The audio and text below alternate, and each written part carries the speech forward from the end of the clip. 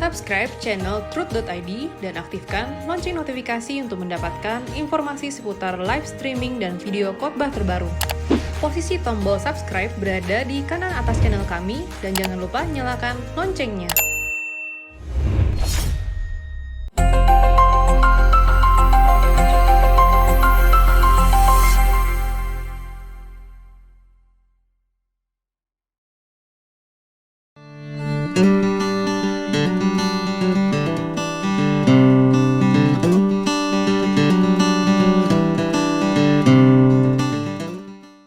Kita lanjutkan ya, pusaka, memberikan pusaka untuk anak.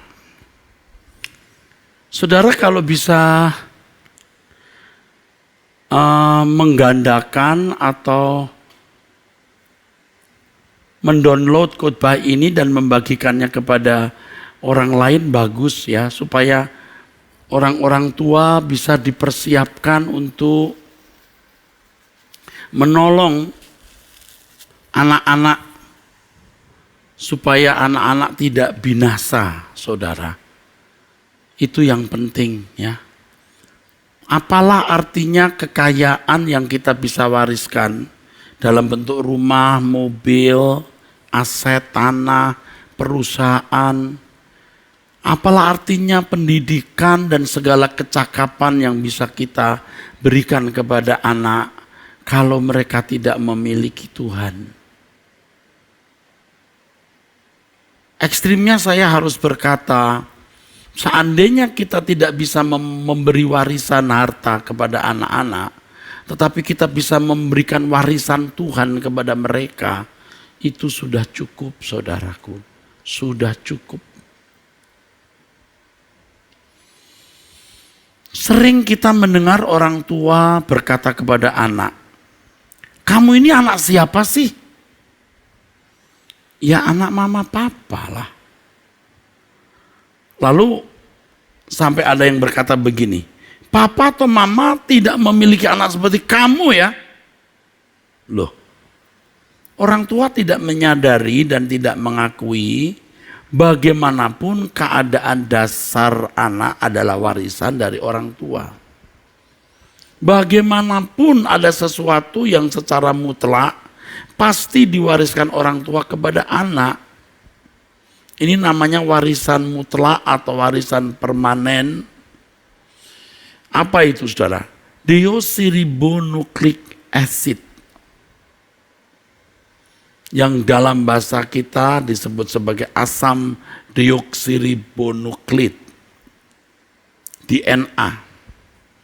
Anak kita pasti mewarisi ciri-ciri dasar kepribadian, watak orang tua dan segala bakat-bakatnya.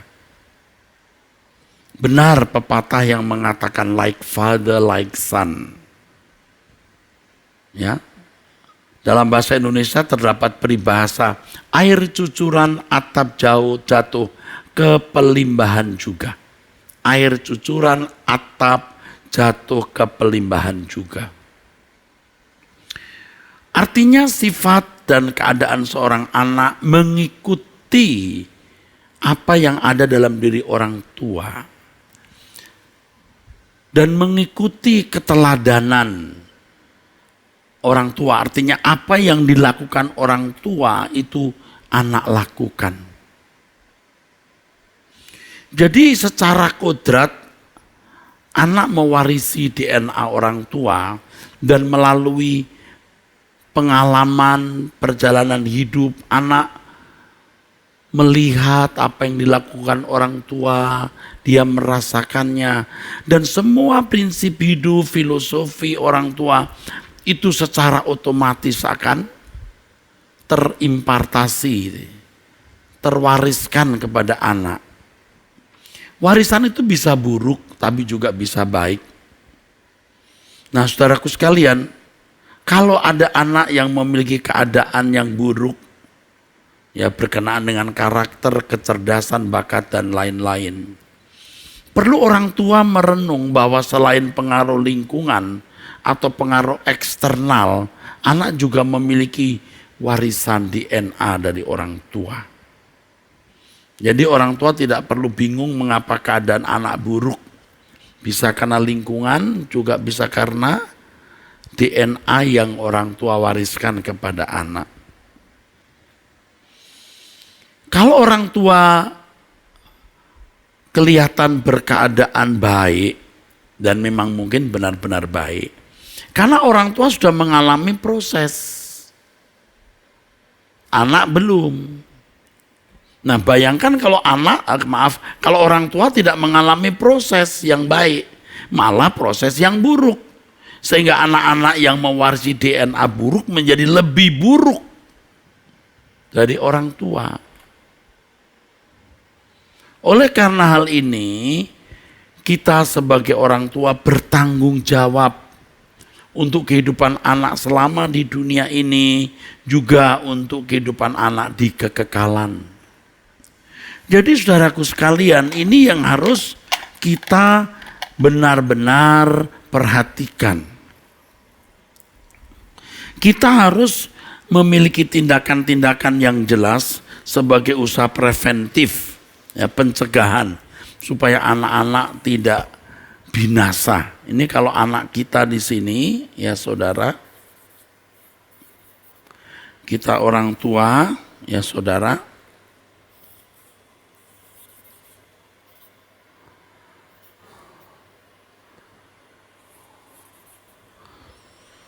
kita mempersiapkan anak-anak bukan hanya selama di dunia, ini kuburan, bahagia di sini, tetapi anak-anak juga mendapat warisan kekekalan yang indah. Ini everlasting, tidak terbatas. Jadi orang tua sudah meletakkan landasan hidup di mana anak-anak mewarisi kerajaan surga. Dan memang kita harus mengerti dan menerima bahwa hidup di dunia ini hanya untuk persiapan kekekalan, saudara. Jadi suasana hidup mewariskan, ya, cara hidup agar diperkenan masuk ke dalam kerajaan Allah itu harus kita bangun, ya. Kita berikan kepada anak-anak. Saya mengajak saudara-saudara untuk berkemas-kemas pulang. Nah, sikap berkemas-kemas itu akan terbaca oleh orang di sekitar kita, pertama keluarga, anak-anak, ya saudara, begitu. Kekekalan. Makanya lagu anak-anak sekolah minggu jangan hanya bicara mengenai kehidupan di bumi, tapi juga kehidupan yang akan datang. Dulu waktu saya masih sekolah minggu, saudara, maksud saya menjadi guru sekolah minggu, saya masih mengajarkan lagu Di Dalam Dunia Ada Dua Jalan, lalu saya juga waktu sekolah minggu, karena saya dari kecil Kristen, nyanyi lagu itu. Di dalam dunia ada dua jalan, lebar dan sempit, mana kau pilih? Yang lebar api, jiwamu mati, tapi yang sempit, ya, hidup bahagia atau jiwa berglori, maksudnya surga. Nah, ketika menjadi guru sekolah minggu, saya menulis lagu anak-anak, ya.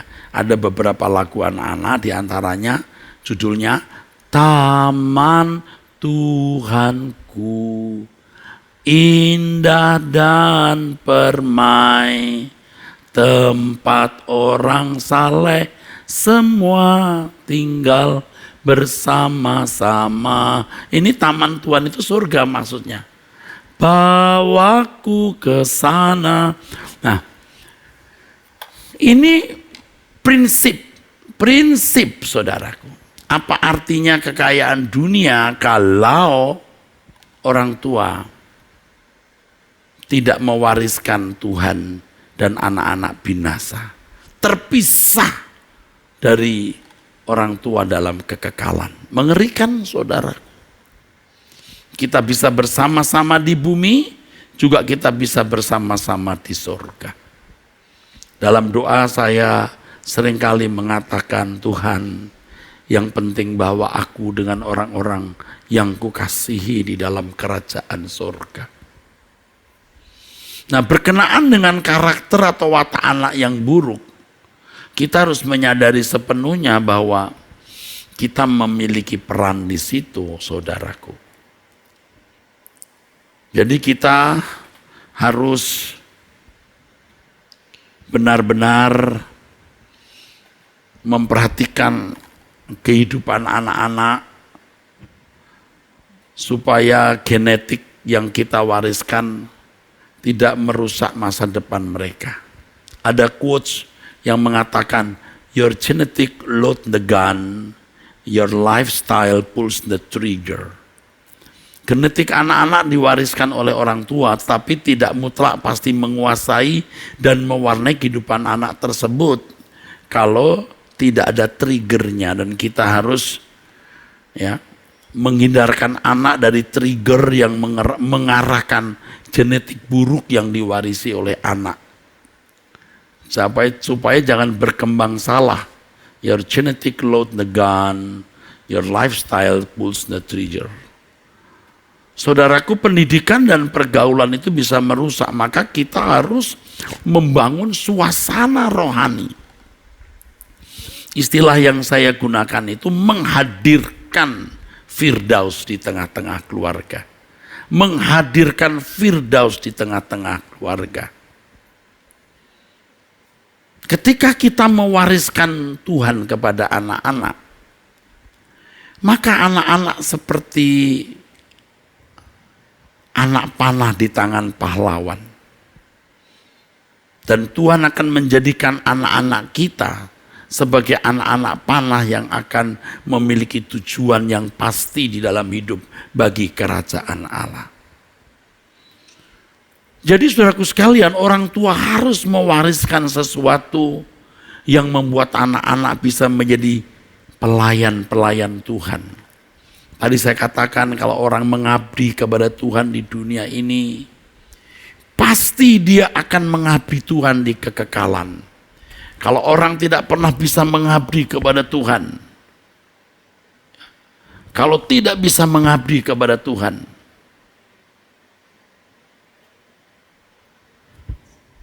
di bumi ini tidak akan pernah mengabdi di kekekalan. Ya, kalau orang tua sibuk dengan urusan sendiri, maksud saya urusan dunia, anak-anak akan terbawa kepada urusan dunia, saudaraku sekalian. Akan terbawa pada urusan dunia. Dan ini satu hal yang benar-benar harus kita perhatikan. Tanpa sadar sering kita membangun Firdaus tanpa Tuhan. Kita membangun Eden tanpa Tuhan, saudaraku. Kapan itu terjadi, saudaraku?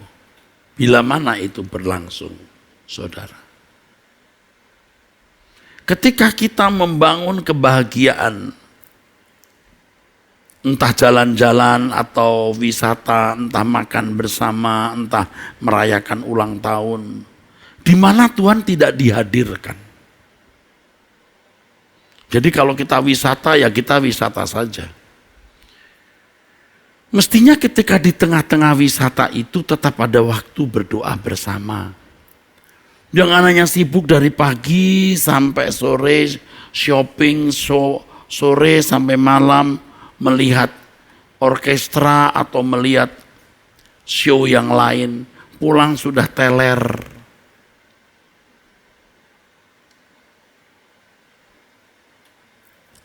Tanpa sadar kita telah membangun Firdaus tanpa Allah di situ. Kita merayakan ulang tahun anak-anak, merayakan ulang tahun perkawinan tanpa dihadirkan Tuhan. Kalaupun Tuhan dihadirkan, bukan karena kita mau benar-benar mengucap syukur. Perayaan ulang tahun anak atau ulang tahun kita atau ulang tahun perkawinan menjadi sarana kita mau menunjukkan diri bahwa kita orang hebat.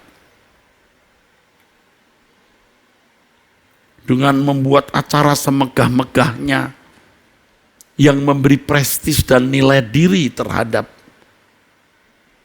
diri kita dan keluarga. Oh, ada pujian penyembahan.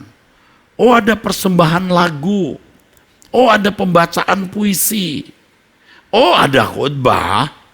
Oh, ada doa. Tetapi semua dikemas dengan satu agenda terselubung.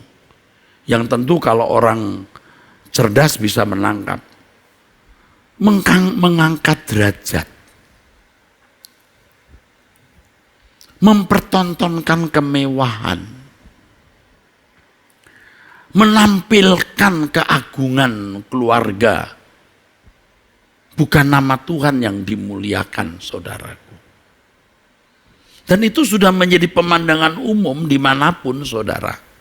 Jadi kalau keluarga Kristen merayakan ulang tahun, pendeta diundang, ada ucapan syukur, ya, ada kebaktian maksudnya. Tetapi di balik itu ada agenda untuk mempertontonkan kemewahan yang dicapai oleh keluarga itu. Di mana-mana itu sudah biasa. Kalau mau fair lebih baik tidak usah memakai kebaktian, tapi itu konyol. Yang penting kita mengucap syukur. Tidak salah kita mengadakan pesta, mengundang kerabat, tanda taulan, sanak famili, rekan bisnis, tidak salah. Tetapi ucapan syukur yang tulus dan mengakui bahwa keberadaan kita hanya oleh karena Tuhan. Wah, itu mutlak, saudaraku. Kita tergoda untuk mengadakan acara-acara di mana kita bisa mempertontonkan kekayaan kita, menampilkan anak kita yang nyanyinya bagus, ya ini yang bisa main piano, bisa. Ini yang bisa dancer, ya. Menjadi dancer maksud saya bisa dance, saudaraku. Saya tidak katakan kalau kita merayakan ulang tahun kita ada pujian, ada permainan piano, ada dancer. Itu salah. Enggak salah. Tetapi yang penting sikap hati kita, saudara. Sikap hati kita yang membuat kita bisa menunjukkan kepada anak-anak kita bahwa kita ada sebagaimana ada ini karena kemurahan Tuhan. Jangan sampai kita mewariskan kesombongan, ya, kesombongan itu kepada anak-anak. Lalu anak-anak nanti juga ketika merayakan ulang tahun, merayakan hari perkawinan atau mengadakan acara-acara yang lain menjadi sarana untuk panjat sosial, untuk keangkuhan, untuk kesombongan. Itu godaan semua kita, saudaraku. Nah, kita sekarang koreksi diri, kita belajar untuk tidak berbuat salah. Supaya anak-anak kita bisa menghayati kehadiran Tuhan. Kalau kita mengucap syukur, benar-benar kita mengucap syukur atas kemurahan dan kebaikan Tuhan, saudaraku. Dengan cara itu kita mewarisi. Maksud saya dengan cara itu kita mewariskan Tuhan kepada anak-anak kita. Ya, dengan cara itu kita mewariskan Tuhan kepada anak-anak kita, saudara. Banyak hal yang bisa menjadi sarana kita mewariskan Tuhan kepada anak-anak kita. Banyak hal. Banyak hal. Dan memang tidak bisa dihindari kalau kita, artinya tidak bisa tersembunyi, tidak bisa terhindarkan. Kalau memang benar-benar kita mengasihi Allah, ya kita memiliki karakter Kristus, kebahagiaan kita hanya di dalam Dia, hidup kita adalah pengabdian sepenuhnya kepada Allah, itu akan nanti terekspresi dalam seluruh tindakan kita. Jadi bagaimana keluarga kita memperhatikan keluarga yang lain yang dalam kesulitan. Ketika kita di suatu tempat melihat keadaan orang yang perlu kita bantu, kita memberi bantuan. Itu satu keadaan yang luar biasa.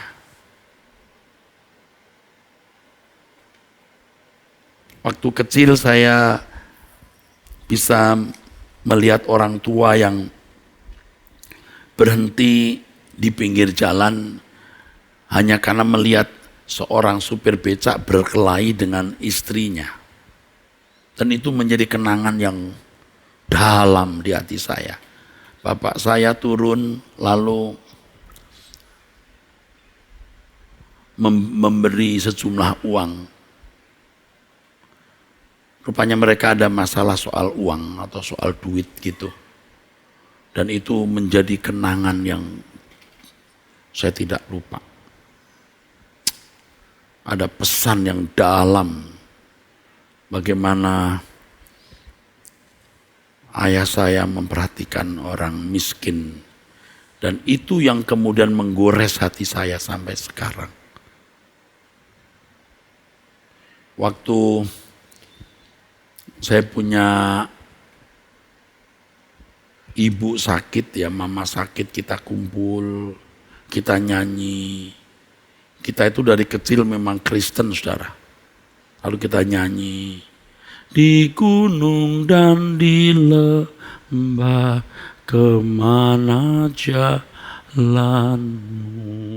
Dan seterusnya, kita berdoa bersama. Waktu kita dalam keadaan susah, kita berdoa bersama, ya, nyanyi lagu. Dateng pundi Gusti kula, kelangenaning tias mami. Dateng pundi to buruk nyo, pundi ngen kula ngelari. Itu kalau dalam bahasa Indonesia artinya kemana Tuhanku pergi, kemana aku mencari.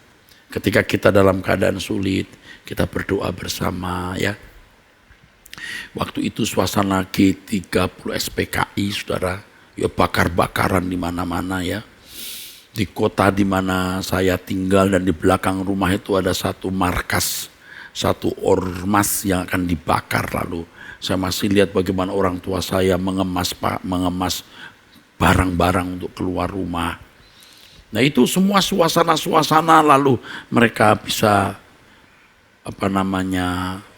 memberi contoh kepada kita. Orang tua saya bukan orang sempurna tapi mewariskan Tuhan ke saya. Berdoa bersama tadi, Tuhan kemana engkau? Wetse kadah cidro kulo milo ngantos koncatan Gusti kang madangi mana tuentu engka bingan. Karena banyak cacat celaku sehingga aku bisa terlewatkan. Tuhan yang adalah sumber sukacitaku, Tuhan yang menjadi kesukaanku. Nah itu juga menjadi kenangan. Bagaimana orang tua membawa kita ke sekolah minggu, ya. Lalu ketika kita dalam keadaan terjepit, kita ingat bahwa Tuhan itu teman kita. Itu warisan. Warisan itu. Warisan yang tidak akan pernah terhapus dan menggiring kita untuk tetap mengikut Yesus. Satu-satunya jalan keselamatan. Tidak ada keselamatan di luar Kristus. Waktu saya dalam keadaan susah ya, itu masa muda saya kan kelam, saudaraku. Saya bertobat ya. Saya terima Yesus, walaupun sudah Kristen, saya bertobat itu di GPIB Paulus Jalan Imam Bonjol, Jakarta Pusat. Tahun 1975 atau 1976 itu. Itu saya masih muda sekali, remaja saya bertobat. Itu karena kenangan masa kecil di mana orang tua mewariskan Tuhan. Waktu kita terjepit, kita susah, kita putus asa. Kita ingat bagaimana orang tua mengajari kita lagu. Temanilah aku Tuhan, karena jalanku sepi. Itu warisan yang tidak akan pernah kita lupakan.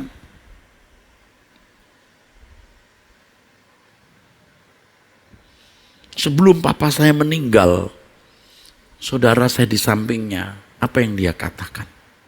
Nak, papa janji untuk membantu pembangunan gereja. Disebut satu pembangunan gereja.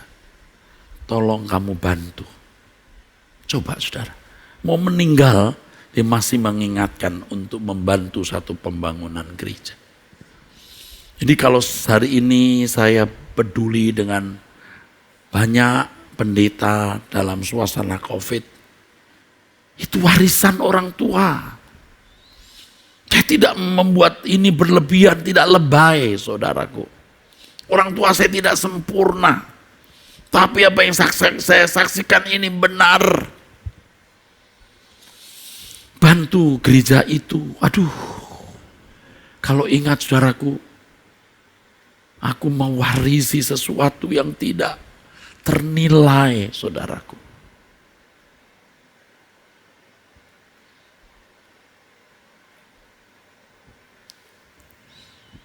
Ini yang harus kita wariskan kepada anak-anak.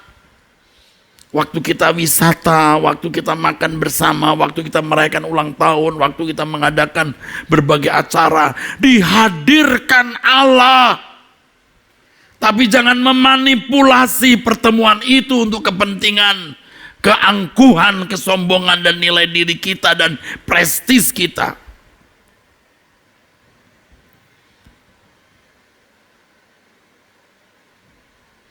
Kalau saya sebagai pendeta, saudaraku, kalau saya merayakan ulang tahun, bayangkan berapa banyak orang akan ikut terlibat memberi hadiah dan lain-lain, saudara. Maka saya tidak akan merayakannya bersama dengan jemaat, dengan keluarga saja. Dan sorry, tidak menerima kado. Kalau ada kado, berikan saja untuk gereja. Dan ini sudah saya umumkan waktu itu, karena sudah terlanjur sebagian besar jemaat tahu hari ulang tahun saya. Pernah suatu kali saya ulang tahun, ya setelah saya khotbah saya mau pergi, lalu pengurus berkata, "Sebentar Pak, jangan tinggalkan mimbar." Saya masih di mimbar. Lalu ada gift present dari jemaat dari sekolah minggu dulu, bunga.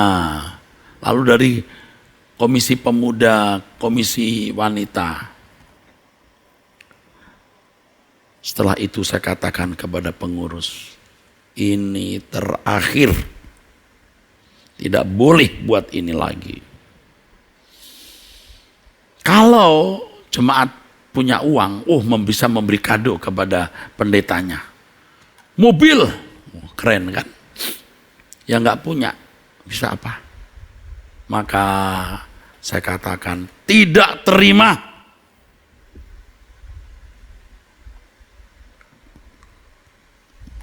Tidak terima hadiah ulang tahun. Saya tidak akan memberi contoh yang baik kepada anak-anak saya. Maka anak-anak saya pun saya larang mestinya merayakan ulang tahun. Kenapa? Karena nanti jemaat juga yang mampu akan memberi, yang nggak mampu, ya tidak bisa memberi, yang mampu bisa memberi. Nah, kadang-kadang anak saya merayakan ulang tahun, saya bisa izinkan hanya dengan kelompok pemuda. Makan-makan saja ya nak, nggak usah dikasih tahu yang lain. Atau dengan papa, mama, lalu sekelompok kecil kita makan-makan. Oh, nggak usah mewah-mewah nak, tolong deh. Jangan merusak hidup papa, jangan merusak pelayanan saya.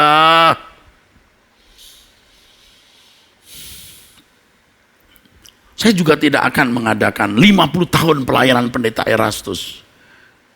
Nah, wah sudah berkhotbah sekian kali menyelamatkan sekian ribu jiwa. Nggak. Jangan, aduh, itu semuanya untuk kemuliaan Allah. Kita mewariskan kepada anak-anak kita kebanggaan-kebanggaan yang keliru.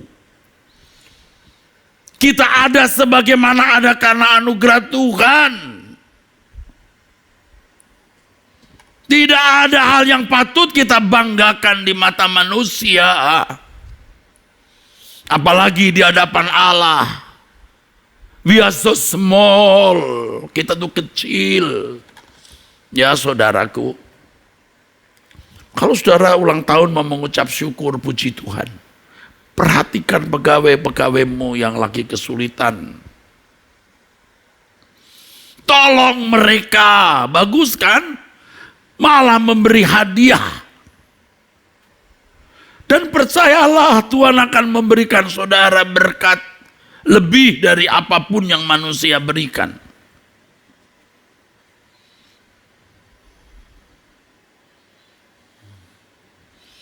Jadi mutlak orang tua memberi warisan yang terpenting dan satu-satunya yang tidak bisa digantikan, yaitu iman. Dan iman di sini adalah kehidupan dalam penurutan terhadap kehendak Allah. Dan mewarnai seluruh sikap hidup kita.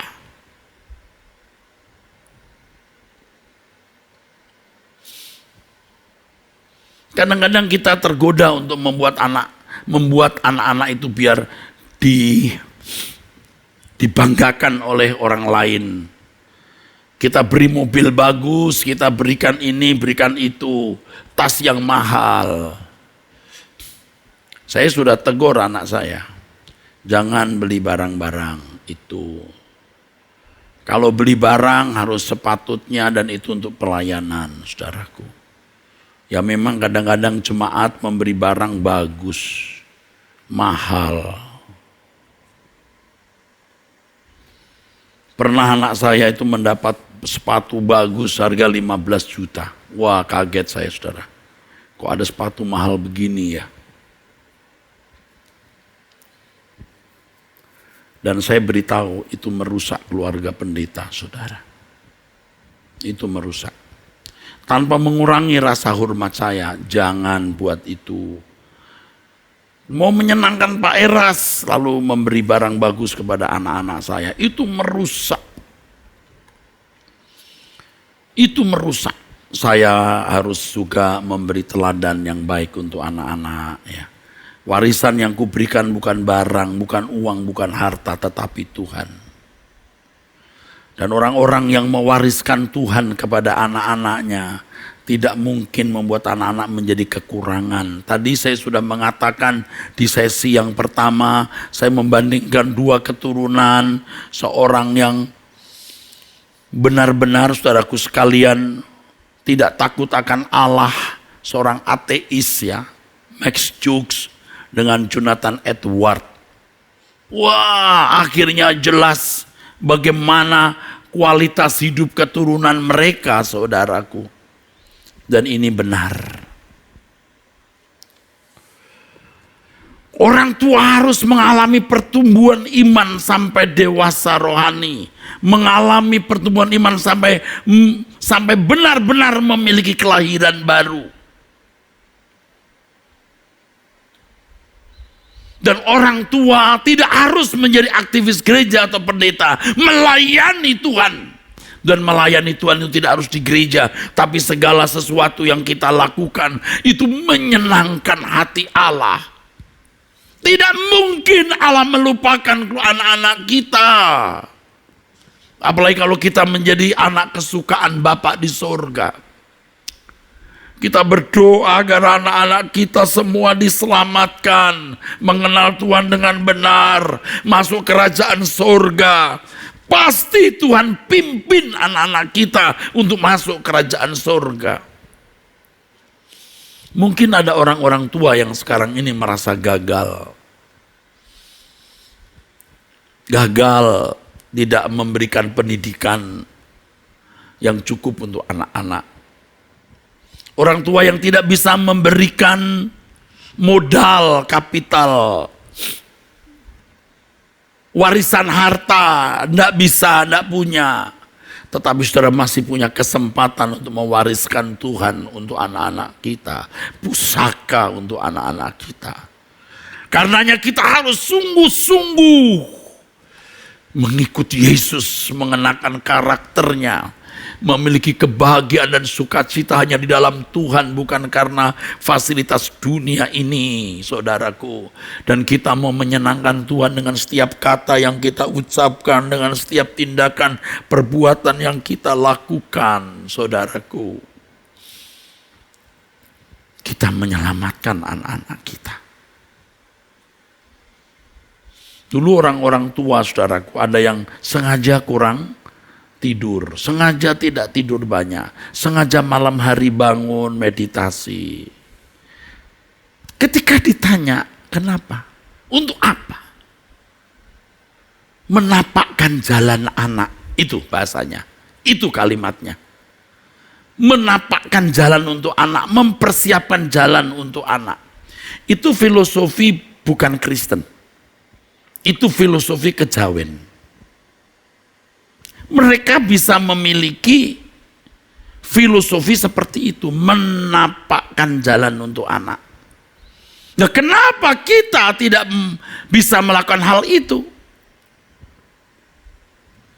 Kita bisa melakukannya, saudaraku sekalian. Jadi saudara harus tahu ketika kita memformat hidup kita sebagai anak-anak Allah yang benar, secara tidak langsung kita memformat anak-anak kita sendiri. Anak-anak kita harus melihat gambaran hidup kita. Gambaran hidup kita. Kalau gambaran hidup kita bulat seperti ini, anak kita akan mencontoh. Anak kita tidak akan sembarangan membuat bentuk. Tidak mungkin. Jadi ketika kita memiliki format yang benar, anak kita akan ikut itu format. Kalau kita memiliki format begini, anak kita juga akan ikut-ikutan punya format yang sama.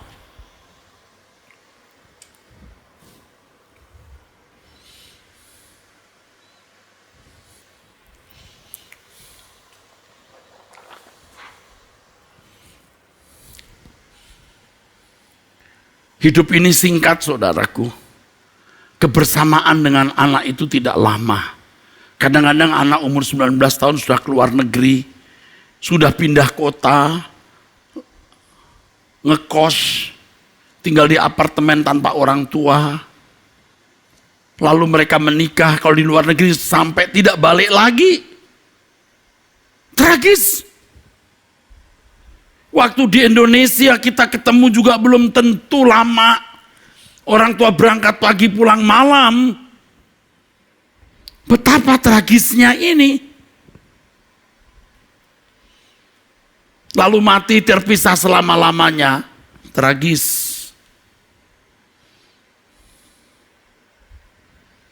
Kita harus menjadi seorang yang punya format yang benar. Seperti Paulus mengatakan, ikutilah teladanku. Kita berkata kepada anak-anak, ikutilah teladanku.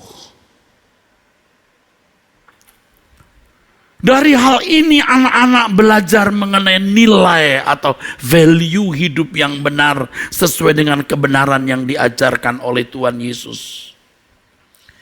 Dari hal itu anak-anak membangun nilai-nilai dalam diri mereka. Sama dengan membangun, membentuk, dan menciptakan cita rasa jiwa dalam diri mereka sejak kecil.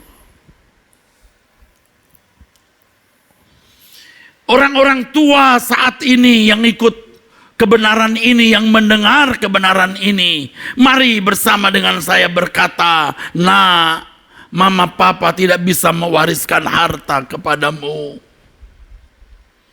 Mungkin orang tua juga tidak bisa mewariskan pendidikan yang tinggi. Tetapi mama papa berjanji untuk mewariskan pusaka, yaitu Tuhan di dalam hidupmu. Dan kita berkata kepada diri kita sendiri, aku mau berubah. Aku mau bertobat. Aku mau dibaharui dari hari ke hari. Sebab hidupku tidak bisa terlepas dari keluargaku, tidak bisa terlepas dari anak-anakku. Selama ini orang tua hanya mewariskan cita rasa makanan, hobi-hobi. perkara-perkara duniawi. Dan anak-anak bangga kalau menjadi seperti orang tuanya. Orang tuanya suka makan apa, orang tuanya suka barang apa, orang tuanya suka pergi kemana, ikut. Tetapi orang tua tidak membagikan makanan rohani, yaitu firman Tuhan yang menjadi kesukaan. Tidak mewariskan kerinduan, yaitu tujuan langit baru, bumi baru. Bukan tujuan wisata sementara di bumi. Cita rasa mengarahkan anak-anak pada minat hidup. Minat hidup menentukan arah perjalanan hidup seseorang. Jadi kalau kita tidak mengarahkan anak-anak kita kepada kehidupan langit baru, bumi baru, kemuliaan bersama dengan Kristus, kita sama dengan membinasakan mereka. Dan banyak pasangan-pasangan muda yang menikah tanpa kedewasaan rohani. Akhirnya ketika mereka menikah, mereka tidak dewasa, mereka berkelahi, mereka konflik, mereka selalu ribut. Anak-anak melihat contoh yang salah. Belum lagi kalau sampai pukul-pukulan, belum lagi sampai kepada cerai. Anak-anak tidak melihat teladan yang baik. Menikah hanya menambah jumlah penduduk neraka.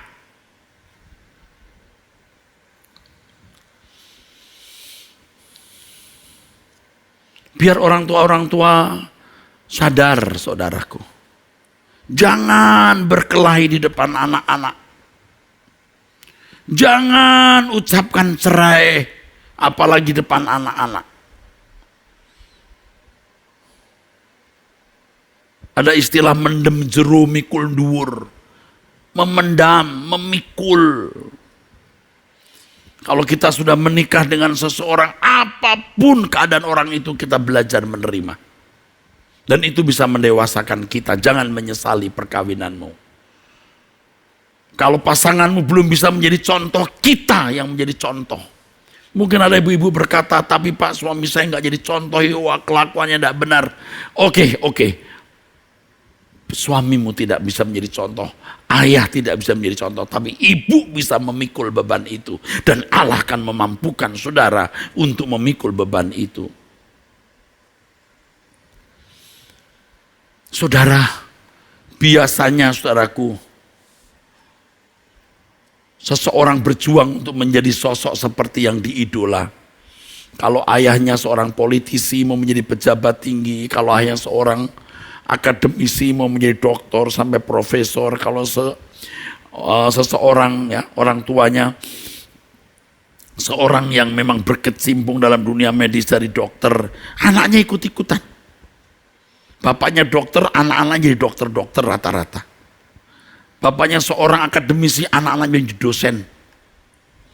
Kalau orang tuanya mengidola harta, pendidikan tinggi, pangkat, berpenampilan ganteng, cantik, anaknya ikut-ikutan. Orang tua harus mengidola Tuhan Yesus. I want to be like you, Lord Jesus. I want to be like you only. Aku hanya ingin menjadi seperti Engkau. Dan kerinduan ini akan menjadikan anak-anak kita menemukan format gambar diri.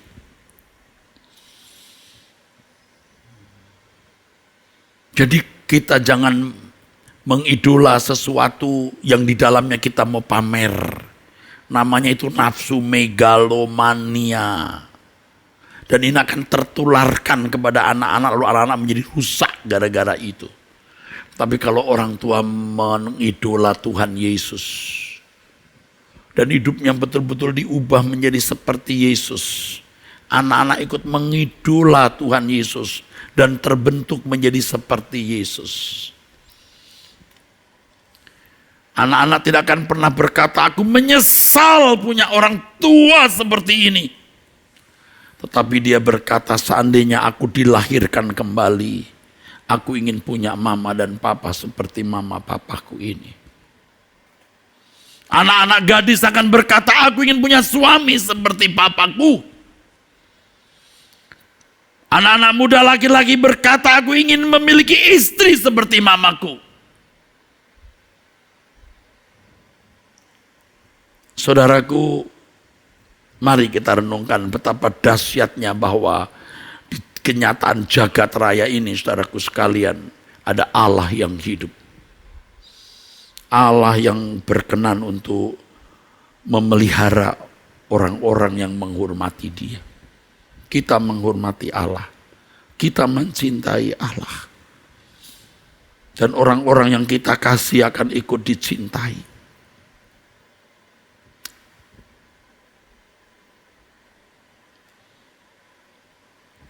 Mungkin di sini ada orang-orang muda yang punya orang tua tidak menjadi contoh. Jangan kamu menjadi rusak. Bangun dirimu. Perbaiki masa depanmu.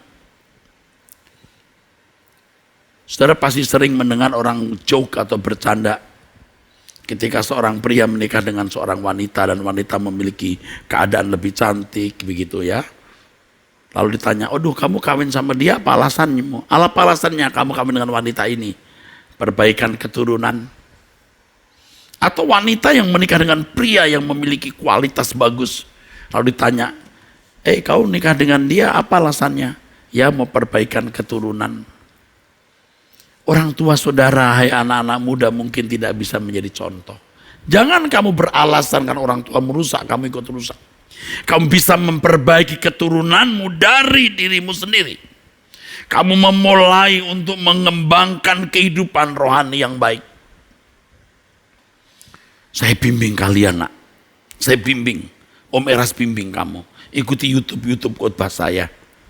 Saya akan membuka ruangan untuk dialog, diskusi dengan saudara-saudara lewat satu forum yang akan kami persiapkan.